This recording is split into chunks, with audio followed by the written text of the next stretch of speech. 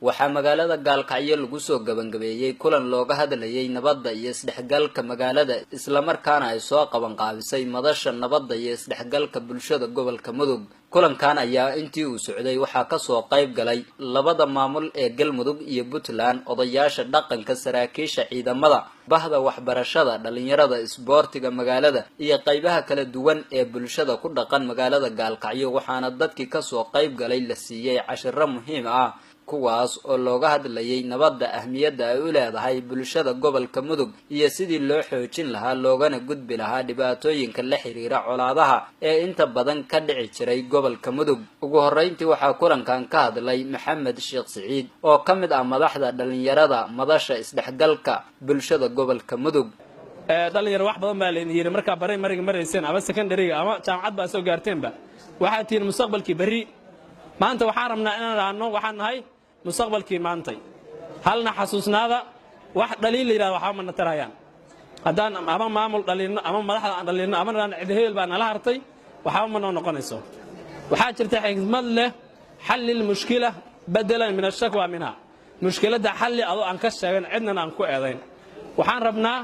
inaan maamul iyo nidaamka iyo dawlad kasta oo jirta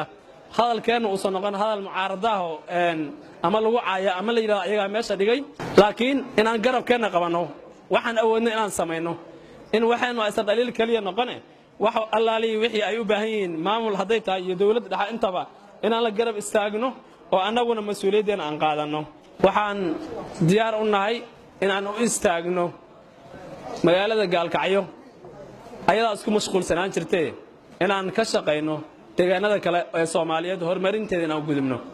siday gobolada noo xigaan insha Allah taala inaan socod ku tagno. waxaan kale ku darayaa waxa aan rajaynaynaa insha Allah taala ama u taagano diyaar u nahay in magaalada Gaalkacyo aan ku qabano shirka dhalinyarada qaran ee Soomaaliya inaan Gaalkacyo ku marti galino shirka dhalinyarada qaranka Soomaaliyeed.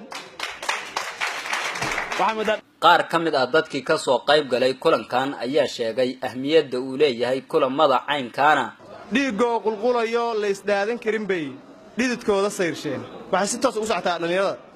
dhididkooda sayrsheen inaan dhimano diideen ka dhindhiya dhibaatada dib wixiina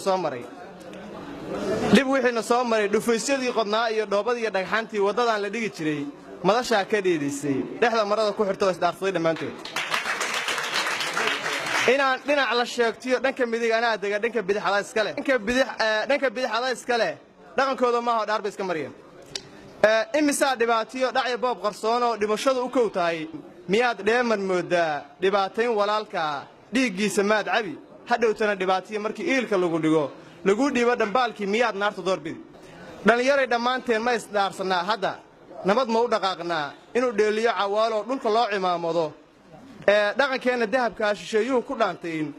dhagarqabahana dooxiyo midkaan dhiisha noo tilinna dhacaaya weligiis miyaan dhowranaynaa u dhignaa dhagteennu adaan kuu dhammaysnay hadal ugu dhammayna. dhanka kale kulankan ayaa gabagabadiisii dhalinyarada isboortiga waxaa loo qabtay koob ciyaareed dhex maray dhalinyarada isboortiga ee labada dhinac ee magaalada Gaalkacyo isla markaana qayb ka ahaa isdhexgalka bulshada gobolka. marka kulankan haddaanu nahay maamulka isboortiga ee gobolka Mudug Galmudug waan aad ayaan u soo dhaweynaynaa waxaana inta badan dhalinyarada ciyaartan ka qayb qaadanaysa aan ku dhiirigelinaynaa inay ka shaqeeyaan sidii isdhexgalka u noqon lahaa mid lagu intifaaco. sidoo kale dhalinyarada waxaan ugu baaqaynaa kulamada dambe ee soo socda halkan lagu wada ciyaarayo inaan noqono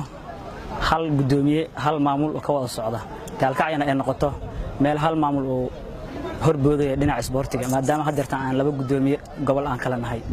arrintaasna waa soo dhaweynayaa isdhexgal u dhaxaysa Gaalkacyo labada degmo. waxaan rajaynayaa in dhammaan waxa weeye ciyaartooyda labada dhinac ay ciyaar qurux badan oo waxa weeye oo heer sare ah ay soo bandhigaan. ugu dambeyntii duqa degmada Gaalkacyo Xirsi Yuusuf Barre ayaa soo xiray kulanka isagoo bogaadiyay dhalinyarada soo qaban qaabisay kulankan wuxuuna xusay in ay muhiim tahay in markasta laga wada shaqeeyo midnimada bulshada gobolka oo ugu yaraan la takooriyo fiir rasuulku